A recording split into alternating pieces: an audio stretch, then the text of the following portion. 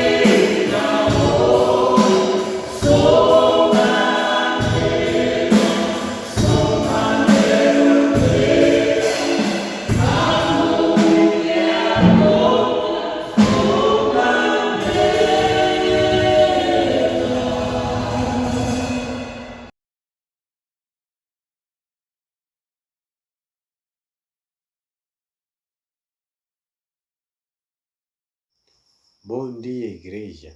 Este é o momento da Santa Ceia, momento este que vamos lembrar a morte e a ressurreição de nosso Senhor Jesus Cristo. Para tal, convido a igreja em oração. Santo Deus, Pai Todo-Poderoso, todos alfa o seu por fim do céu da terra. Pai, é um privilégio poder estar neste lugar, falar, Pai, para a sua Santa Igreja, a palavra, Pai Santo, que diz respeito ao Senhor Jesus Cristo. E que o Senhor possa, Pai, nos abrir nossas mentes, nossos corações, que a palavra possa penetrar, Pai Santo, e possa trazer efeitos que há mudança. Entrego isso, Senhor, nas suas mãos, com fé e confiança, a ti, Jesus, que morreu na cruz de cavalo, os nossos pecados. Amém. Pois é que a Santa Ceia de hoje vai surgir no livro de João, capítulo 6. Vou começar do versículo 51, onde Jesus fala do plano da salvação para a humanidade e fala da sua missão aqui na Terra. Passo a ler. 51. Eu sou o pão vivo que desceu do céu. Se alguém comer deste pão, viverá para sempre. Este pão é a minha carne, que eu darei pela vida do mundo. Jesus lhes disse: Eu digo a verdade. Se vocês não comerem a carne do Filho do Homem e não beber o seu sangue, não terão vida em si mesmos. Ao ouvirem isso, muitos dos seus discípulos disseram: Dura é essa palavra. Quem pode suportá-la? Daquela hora em diante, muitos dos seus discípulos voltaram atrás e deixaram de segui-lo.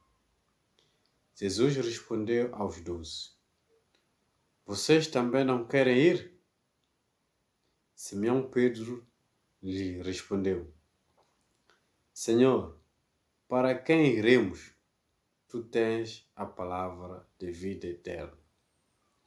Nós cremos e sabemos que és o Santo de Deus. Amém. Então nós vemos aqui Jesus Cristo a trazer o plano da salvação de Deus para a humanidade. Vemos aqui Jesus Cristo ao expor esta informação, que ele vai morrer pela humanidade e que ele é o pão da vida. As pessoas ficaram escandalizadas com esta mensagem. E alguns fugiram. Para dizer o quê?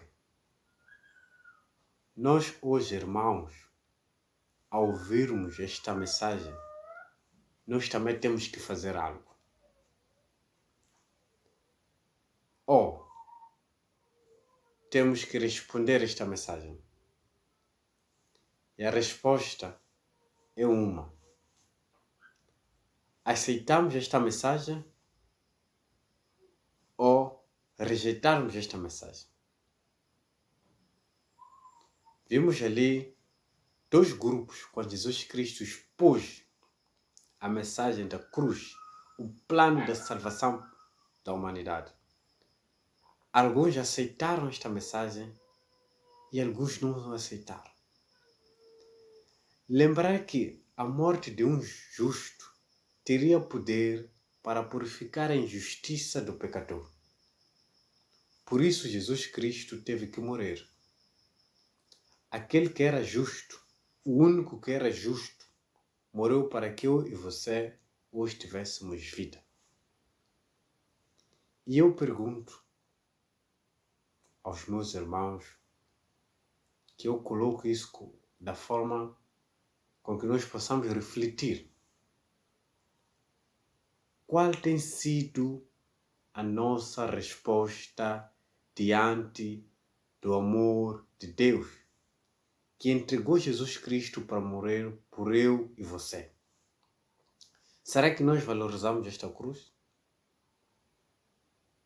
Será que nós reconhecemos que o Senhor Jesus Cristo é para conosco? Se não, esta é a hora de nos arrependermos e carregarmos a nossa cruz e seguir a Jesus Cristo. Seguir os seus passos, porque Ele é o único que aceitou morrer por nós, para salvar-nos da morte. A morte não é esta em carne, mas sim a morte espiritual. Ele diz nos seus versículos, no livro de João, capítulo 6, que Ele é o pão que dá vida. Então, irmãos, que procuremos comer este pão que dá vida e tomamos este sangue que também nos dá vida. Para dizer que neste momento vou orar para o pão que simboliza o corpo de Cristo que foi batido na cruz por nossos pecados e o sangue de Jesus Cristo que foi derramado na cruz por nossos pecados. Por tal, vamos a Deus de oração. Santo, Santo Deus Pai Todo-Poderoso, obrigado pela vida, pela graça e pelo privilégio, Senhor Jesus Cristo, nos dá em vida. Obrigado, Pai Santo, por o Senhor Jesus Cristo ter morrido por nós na cruz de Calvário. Obrigado, Senhor, Pai, por amor, Pai, Deus eterno, que o Senhor mostra-nos, Pai, por trazer Cristo, se entregar, Pai Santo, Cristo, em passar nesta terra, poder sofrer, ser pisado, ser cuspido, para salvar nossos pecadores. Entrego isso em suas mãos, com fé e confiança a Ti, Jesus, que morreu na cruz de Calvário por nossos pecados. Amém.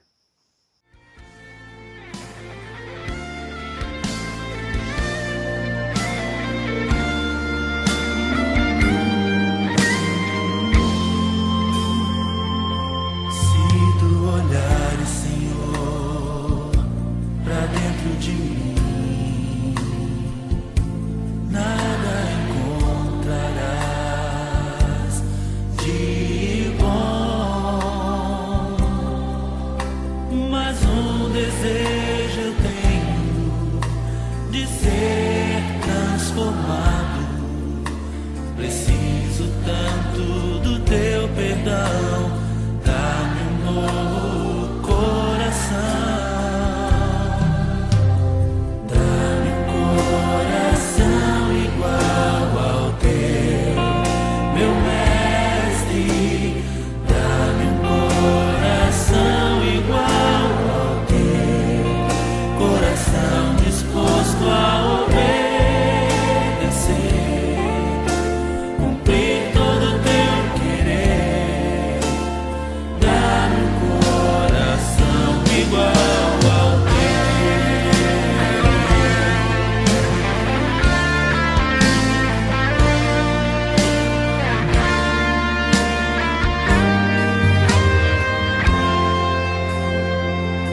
Se tu olhares, Senhor, pra dentro de mim, nada encontrarás de bom, mas um desejo eu tenho de ser transformado. Preciso tanto do teu perdão.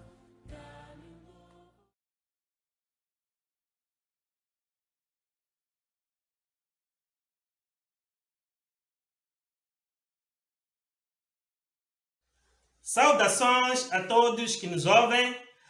Primeiro gostaria de agradecer a mensagem da ceia, agradecer também o grupo coral pelas canções.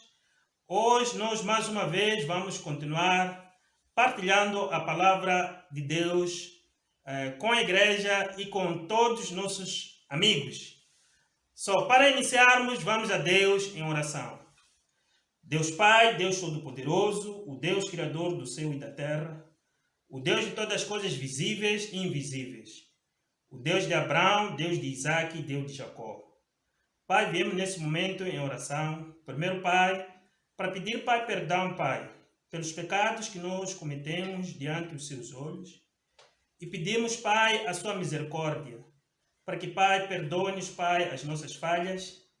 E também, Pai, pedimos, Pai, para que cada um de nós, Pai, busque o arrependimento e apresente ao Senhor obras dignas de arrependimento. Pedimos, Pai, a presença do Seu Espírito Santo. Guia-nos, Pai, a toda a verdade. E também, Pai, queremos agradecer pelo Seu Filho amado, Jesus Cristo. Oramos e entregamos essa oração. Em nome de Cristo Jesus. Amém. Amém. Nos últimos dias, nós estamos a ver uma série de mensagens com o título A Apostasia dos Últimos Dias.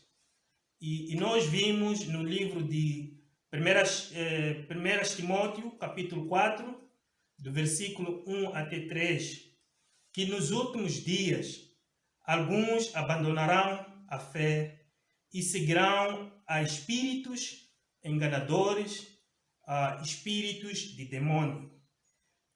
Vimos também a humanidade dos últimos dias, no livro de 2 Timóteo, capítulo 3, do versículo 1 até 9, nós vimos que nos últimos dias os homens irão cometer todo tipo de mal, né? E alguns apresentarão, né, terão aparência de piedade, mas pelos seus atos irão negar a Deus, né? Alguns serão mais amantes dos prazeres do que amigos de Deus. No domingo passado, o nosso pastor Calicas nos deu a mensagem que tinha como título A Batalha da Fé nos Últimos Dias. Nós vimos no livro de Judas, versículo 4, que alguns irão se introduzir na igreja, né?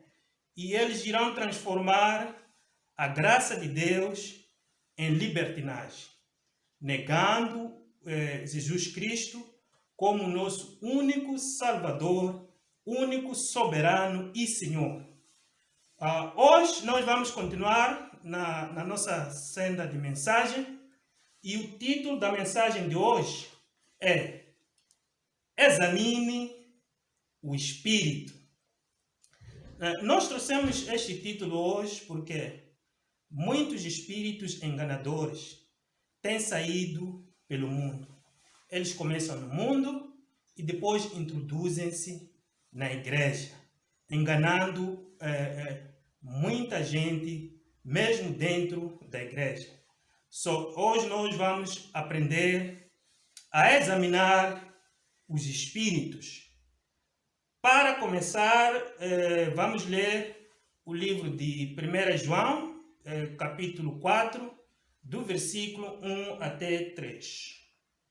Diz assim a Bíblia: Amados, não creiam em qualquer espírito, mas examinem os espíritos para ver se eles procedem de Deus. Porque muitos falsos profetas têm saído pelo mundo. Vocês podem reconhecer o Espírito de Deus deste mundo.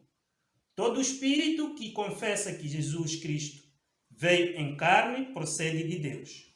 Mas todo espírito que não confessa a Jesus não procede de Deus. Esse é o espírito do anticristo, acerca do qual vocês ouviram que está vindo e agora já está no mundo. Bom, antes de eu me debruçar acerca dessa escritura, primeiro gostaria de salientar o seguinte, que desde os tempos antigos, sempre as profecias acerca de Jesus Cristo foram rejeitadas. O profeta Isaías, no livro de Isaías, capítulo 53, ele pergunta assim: Senhor, quem creu em nossa mensagem? Ele perguntou isso porque ele profetizou, né, acerca do Messias, acerca do Cordeiro de Deus, né, e ele profetizou que ele seria oprimido, né, seria levado ao matador, seria desprezado, mas ninguém creu na mensagem acerca de Jesus Cristo. Nos dias de Jesus Cristo, em Lucas 4, do versículo 16 até versículo 30, quando Jesus Cristo estava a iniciar o seu ministério, ele entrou numa sinagoga, era num sábado, abriu o livro de Isaías, capítulo 61, do versículo 1 até 2, e ele começou a ler o livro de Isaías, né? E ele disse, né? O Espírito de Deus está sobre mim. Ele me ungiu para anunciar as boas novas aos pobres, para libertar os oprimidos, para dar visão aos cegos, né? E para anunciar o ano do Senhor. Depois dele ler, ele fecha e ele apresentou-se como o Cristo que estava ali entre eles. É incrível. A Bíblia diz que todos que estavam na sinagoga, todos, nem um sequer, mas todos eles ficaram furiosos e expulsaram Jesus Cristo da cidade. Como se não bastasse, eles levaram-lhe para no alto de uma colina e queriam lhe atirar pelo precipício abaixo. Quer dizer, queriam lhe matar ali. Mas Jesus Cristo escapou-se deles. E durante todos os seus dias de vida na terra, né, ele sempre sofreu oposição, e ele sofreu essa oposição até a morte de cruz. O apóstolo Pedro, quando também no seu primeiro evangelho, né, no livro de Atos, capítulo 2, de 14, né, até 41, no seu primeiro evangelho, ele faz a questão de demonstrar com escrituras que Jesus é o Cristo, né? Que Jesus é aquele Messias que viria morrer pelos nossos pecados, né? E todos os outros apóstolos, né? O apóstolo Paulo, ele muitas das vezes teve que demonstrar que Jesus era o Cristo, né? Demonstrou isso aos fariseus e mestres da lei, demonstrou isso aos saduceus, né? Saduceus, eles diferiam-se um pouco dos fariseus, né? No que concerne a ressurreição dos mortos. Os saduceus não criam que exista ressurreição dos mortos. Se eles não, se alguém não crê na ressurreição dos mortos, praticamente a mensagem da cruz é anulada, né? Então, ele teve que demonstrar que Jesus era o Cristo, né? E o apóstolo João, nos seus últimos dias de vida na terra, também teve que se debruçar com aqueles que negavam a Jesus Cristo, né?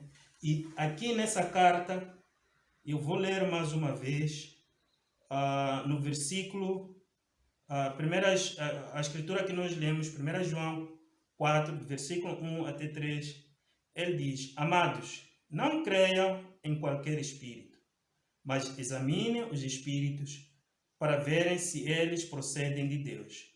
Porque muitos falsos profetas têm saído pelo mundo. Vocês podem reconhecer o Espírito de Deus deste mundo. Todo espírito que confessa que Jesus Cristo veio em carne procede de Deus. Mas todo espírito que não confessa a Jesus não procede de Deus. Esse é o espírito do anticristo, acerca do qual vocês ouviram que está vindo e agora já está no mundo. Eu preferi separar os grupos das pessoas que não creem que Jesus Cristo veio na forma humana, veio em carne. O primeiro grupo é daqueles que não acreditam que Jesus Cristo veio ao mundo, né? Ou se acreditam, eles têm a Jesus Cristo como como qualquer pessoa, né, que teve esposa, teve filhos, segundo eles, né? Esse é o grupo dos ímpios, enquanto eles não crerem que Jesus Cristo veio na forma humana, eles nunca serão salvos. E eu quero salientar alguma coisa aqui, né? Por que João destaca muito que Jesus Cristo veio na forma humana? É que, se alguém não crê que Jesus Cristo veio na forma humana, então ninguém morreu pelos nossos pecados, ninguém foi sepultado e ao terceiro dia ninguém ressuscitou. Eles estão aí a negar a mensagem da cruz, né? A obra salvadora do nosso Senhor Jesus Cristo.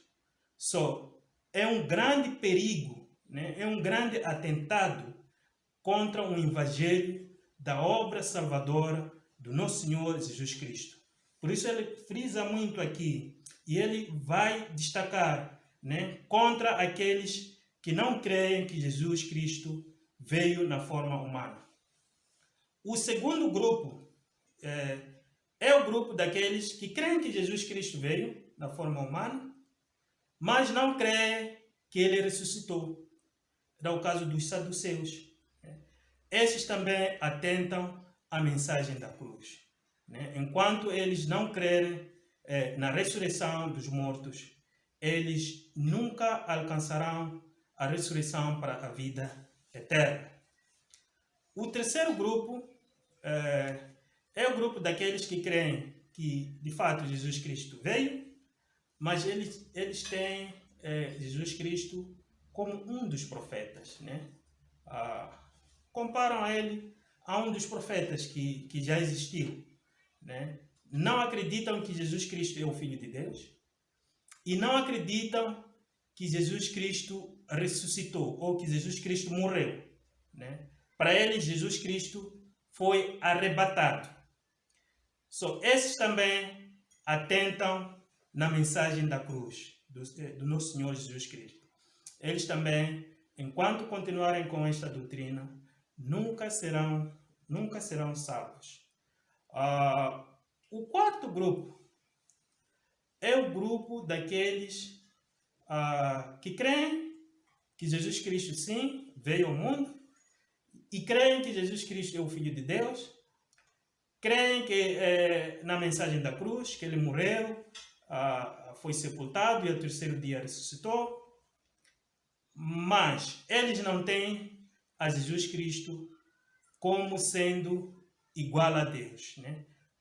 Eles não creem que Cristo e o Pai eles são um único, né? E eles, desta forma, negam uma parte das Escrituras. Tais pessoas, né? Nem que tu lhe mostre as Escrituras que apontam que Jesus Cristo é igual a Deus, né? Essas pessoas continuam a não crer nas Escrituras, negando uma parte das Escrituras, porque as Escrituras, mesmo no Velho Testamento, no Novo Testamento, há muitas Escrituras, né? Uma delas, Filipenses 2:6, apontam claramente que Jesus Cristo é Deus. Tais grupos de pessoas que não creem completamente no poder do nosso Senhor Jesus Cristo, na obra salvadora do nosso Senhor Jesus Cristo, que não creem que Jesus Cristo veio ao mundo, estes são guiados pelo espírito de Satanás, o espírito de anticristo, o espírito do erro. Agora eu vou falar para os cristãos, né? Bom, até preferia dizer, vou falar para os crentes, né? Porque os cristãos são aqueles que têm a mente de Cristo, né? Vou falar para os crentes usando a mesma escritura, mas do versículo 4 até versículo 6. Diz assim a Bíblia: Filhinhos, vocês são de Deus e os venceram, porque aquele que está em vocês é maior do que aquele que está no mundo. eles vêm do mundo, por isso o que falam procede do mundo, e o mundo os ouve. Nós viemos de Deus, e todo aquele que conhece a Deus nos ouve. Mas quem não vem de Deus não nos ouve. Dessa forma, reconhecemos o espírito da verdade e o espírito do erro. Bom, eu fiz a questão aqui de sublinhar a palavra venceram e sublinhar também a frase porque aquele que está em vocês. João, ao dizer que vocês venceram, isso nos dá a entender que nós estamos numa luta, nós estamos numa guerra. Uma guerra entre o espírito de Deus e o espírito do diabo, né? O espírito do erro. Mas ele nos garante que nessa luta nós já vencemos, né? Porque aquele que está em nós, né? Quer dizer que Deus está entre nós, Deus está dentro de nós. Então, aquele que está em nós é maior do que aquele que está no mundo. Agora vou me dirigir para o quarto grupo de pessoas, que praticamente somos nós, né? É o quinto grupo. O quinto grupo é o grupo daqueles que creem, né? Que Jesus Cristo veio na forma humana, né? Jesus Cristo veio em carne, né? Eles creem nisso. Eles creem que Jesus Cristo é Filho de Deus, né? Eles creem que Jesus Cristo foi morto, sepultado e ao terceiro dia ressuscitou. Eles creem que Jesus Cristo e o Pai, eles são um, né? Isto é, Jesus Cristo é Deus e igual a Deus. No entanto, eles se deixam levar pelos espíritos enganadores, o espírito do erro. Tais pessoas são pessoas que exaltam o seu próprio ego. Para eles, o que é mais importante, o que está em primeiro lugar, é a sua própria felicidade, é a sua própria alegria, né? E por causa da sua alegria, eles podem fazer de tudo para satisfazer a sua felicidade, né? Eles são até capazes de vender a sua salvação só para alcançar a sua alegria. O outro grupo, né, é o grupo daqueles que têm a aparência de piedade, mas pelos seus atos eles negam a Deus, né? Quer dizer, parecem cristãos, né? Mas pelos seus atos estão envolvidos com assuntos de imoralidade sexual, né? Assuntos de orgias, adultério, assuntos de bebedeira, né? São capazes até de criar bate-papos só para beber, né? Em vez de criar bate-papo para partilhar a palavra de Deus, para nos encorajarmos uns aos outros, né? As boas obras, eles criam bate-papos, né?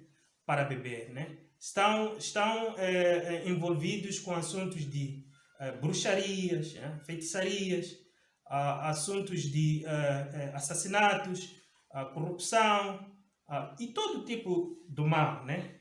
Mas com aparência, apresentando sempre aparência de piedade, né? São mais amantes dos prazeres do que amigos de Deus, né? Para eles é muito importante satisfazerem os seus prazeres, né? Por causa dos seus prazeres, até eles podem, como eu disse, vender a sua própria salvação, né? Que nem Esaú, por causa da fome que ele tinha, chegou ao ponto até de vender a sua primogenitude em troca só de um prato de sopa, né? São pessoas que eles não se importam em abandonar a fé, e quando você procura saber o motivo, vai ver que são motivos banais, né? Trocar a sua salvação só por causa de um dia de prazer, né? São pessoas que têm amor pelo dinheiro, né? Amor ao dinheiro e a lucros desonestos. Para eles, o dinheiro está em primeiro lugar, né? Não se importam de pôr em causa a relação familiar, a relação entre os irmãos, né? A relação com Deus. Para eles, o dinheiro está em primeiro lugar, né? Mesmo vendo uma pessoa em extrema necessidade, né? Vindo lhe implorando, pedindo alguma ajuda, né? Se eles dão ajuda, é com juros, né? E quando é para cobrar, cobram muito bem. Esse tipo de espírito, né? São também espíritos enganadores, né? E muita gente usa esse desejo das pessoas, né? Muitos falsos profetas, nesse caso estou a referir, eles usam esses desejos das pessoas para fazerem mensagens enganadoras, misturadas com espíritos enganadores, e desta forma desviam as pessoas para a perdição, usando os próprios desejos das pessoas, né? Minha irmã, meu irmão, examine os espíritos, né? Para verem se eles vêm de Deus. E os espíritos enganadores, às vezes, vêm de dentro de nós, né? Nós pensamos que só eles vêm de fora, né? Às vezes, vêm de dentro de nós. Antes de você tomar uma certa decisão, examine o espírito. Antes de você dar um passo, né, naquilo que queres fazer, examine o espírito. Antes de você falar, examine o espírito. Antes de você dar conselho ou receber um conselho, examine o espírito, né? Pois, como eu disse, muitos espíritos enganadores têm saído pelo mundo e enganam a muita gente. O examinar o espírito é o nosso diferencial entre aquele que é de Deus e aquele que não é de Deus. Porque quem ouve espírito, né? João disse que dessa forma nós reconhecemos quem é de Deus, quem não é de Deus, né? Está no fato de ouvir o espírito, né? Porque quem é de Deus, ele ouve o espírito de Deus. E quem é do diabo, ele ouve o espírito do erro, espírito enganador. E isso nos leva a caminhos vergonhosos. Nós agora vamos ver uma ferramenta que vai nos ser, que é-nos útil para examinar o espírito, né? Porque nós estamos a falar aqui de examinar o espírito. Você pode se perguntar, mas como eu posso examinar o espírito, né? Antes, para mim falar do espírito era algo de 7 cabeças, né? Difícil de examinar. Vamos ver uma ferramenta, está no livro de João capítulo 6, versículo 63. Diz assim a Bíblia: o espírito dá vida, a carne não produz nada que se aproveite. As palavras que eu lhes disse são espírito e vida. Ele começa a dizer que o espírito dá vida, a carne não produz nada que se aproveite. A carne são desejos da carne, né? Esses desejos de imoralidade sexual, de feitiçaria, embriaguez, calúnia, orgulho, fofoca, todos esses desejos da carne, né? A Bíblia diz, não produz nada que se aproveite. Todos aqueles que vivem mediante a carne, para eles, para Deus, são como seres andantes, né? Que estão reservados à destruição. Mas para nós termos vida e vida em abundância, nós temos que ter o Espírito de Deus, né?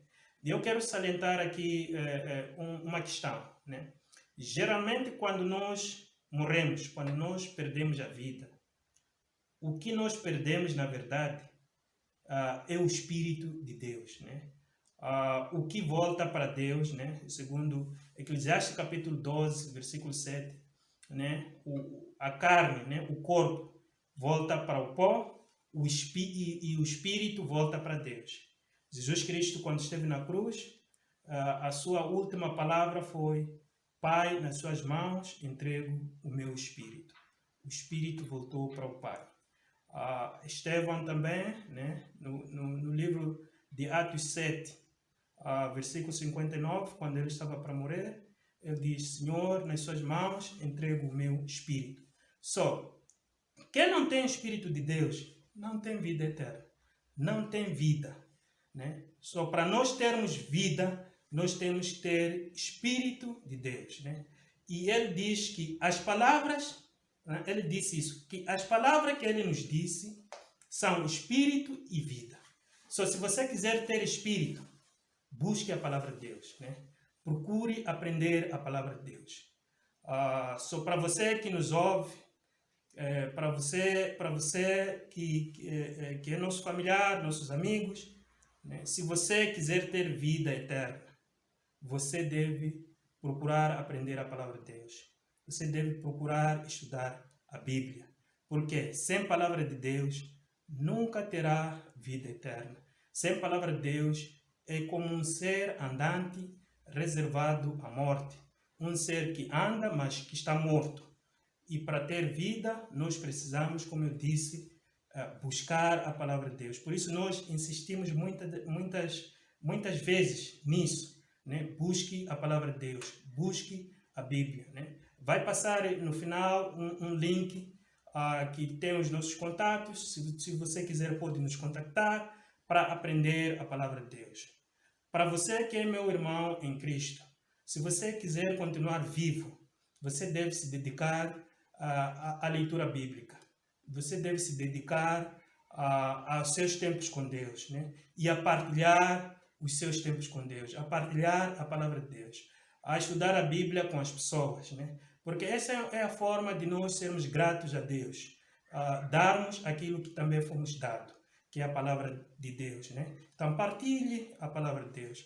Não fique sempre partilhando panfletos nas redes sociais, né? Panfletos com mensagens que você nem conhece quem fez, nem conhece com que espírito ele fez, né?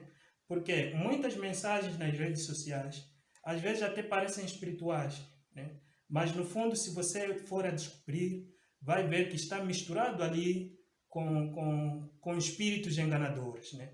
E para tal, partilhe o que vem na sua alma, partilhe o que você aprendeu com Deus, né? E para terminar, quero deixar uma mensagem de encorajamento. Está no versículo que nós já lemos, que é João, capítulo 4, versículo 4, diz assim: Filhinhos, vocês são de Deus e os venceram, porque aquele que está em vocês é maior do que aquele que está no mundo. Nós estamos sim numa luta, mas é uma luta que nós já vencemos, né? Anime-se, meu irmão. E ele diz: aquele que está em vocês é maior do que aquele que está no mundo. Porque Deus está em nós, Deus está conosco. E ele é muito maior, muito mais poderoso. O seu exército é muito mais numeroso. Em Apocalipse 12, nós vimos que Deus tem em volta de 2/3 dos anjos, né? Tem um exército muito maior. E o nosso inimigo, que é Satanás, ele não é muito poderoso, né? É menos poderoso, tem um exército menor, o seu exército é de 1/3 dos anjos. Nós estamos com aquele que é o Criador dos céus e da terra, que é com aquele que tem poder nos céus e na terra, aquele que é o maior. Isso é motivo de muita animação, é motivo de grande alegria, é motivo de grande confiança. Mais uma vez, anime-se em Cristo, anime-se na palavra de Deus, examine os espíritos, para ver se eles procedem de Deus. Ouça o Espírito de Deus, ouça o Espírito Santo. E esta é a mensagem que nós temos para encorajar a nós mesmos e a todos vocês que são amados em Cristo Jesus. A graça do nosso Senhor Jesus Cristo seja com todos. Amém. Amém. Para terminar, vamos a Deus em oração. Deus Pai, Deus Todo-Poderoso, Deus Criador do céu e da terra, o Deus de todas as coisas visíveis e invisíveis. Pai, muito obrigado pela palavra que o Senhor nos deu. Pois, Pai, quem poderá sondar o seu espírito? Quem poderá saber das coisas espirituais? Se isso não for dado pela misericórdia do Senhor, o nosso Deus, Pai. Pai Santo, ajuda-nos, Pai, a discernirmos os espíritos. Ajuda-nos, Pai, a termos ouvidos para ouvir, olhos para ver. Ajuda-nos, Pai, a caminharmos segundo a sua palavra, mediante os caminhos do Senhor. Pai, muito obrigado pelo seu grande amor. Oramos e entregamos essa oração. Em nome de Cristo Jesus. Amém. Amém. Muito obrigado e bom domingo para todos. Obrigado.